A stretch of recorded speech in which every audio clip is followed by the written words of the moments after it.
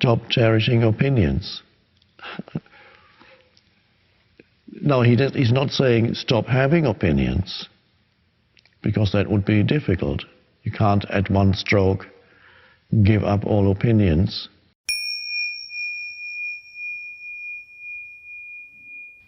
When the mind becomes active, especially in a conversation, opinions are expressed,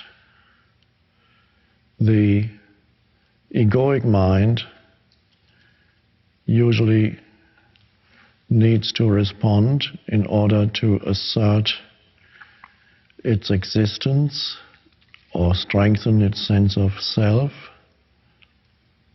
Particularly with opinions, it can happen easily that before you know it, you've been taken over by a mind stream. The question is whether there's, at any given moment, whether there's enough presence in you so you can be aware of the movement of your thoughts in a conversation. That's the challenge. Otherwise, you're lost in the mind stream and the reactive patterns of the mind.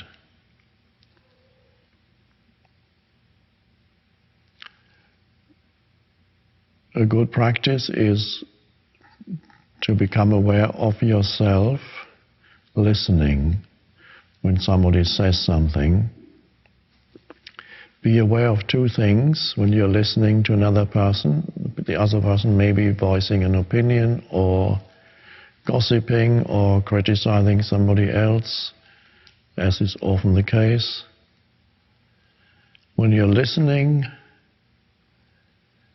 be aware of two things rather than one thing. So you make it into a spiritual practice. Be aware of obviously what you're listening to, the content, and at the same time, be aware of yourself as the listener, the presence that makes the listening possible, the presence in you that makes the listening possible. So as you sit with people, you are there as a listening presence. In addition to being aware of what they're talking about, you feel your continuing presence there. And now, if you never said anything, that would be an easier practice. But at some point, of course, you will probably, because it's a normal human situation, you will probably begin to speak also. And then the important thing is not to get taken over by your mind stream. You need to be particularly alert when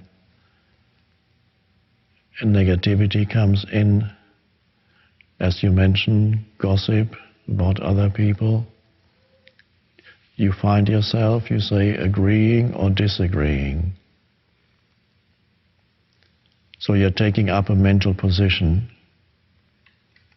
Is there something in between that is not necessarily agreeing, not necessarily disagreeing, in between the two mental positions of acceptance of what they're saying or reinforcing it with your opinion, agreeing to it, or disagreeing?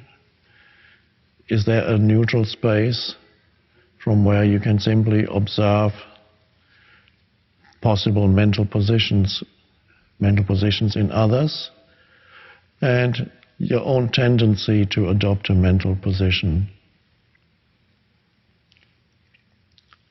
One good practice, I believe I even recommended it somewhere in a book, is when everybody expressing their opinions, whatever it may be about, a good practice is, and let's say it makes,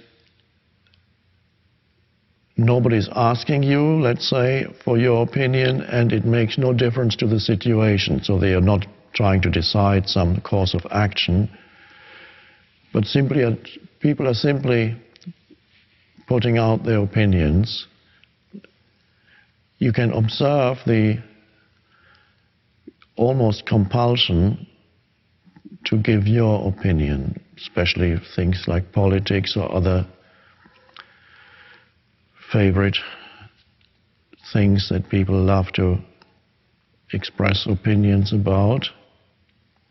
You might feel the compulsion to say something, and as a spiritual practice, just let go of needing to put forward your opinion.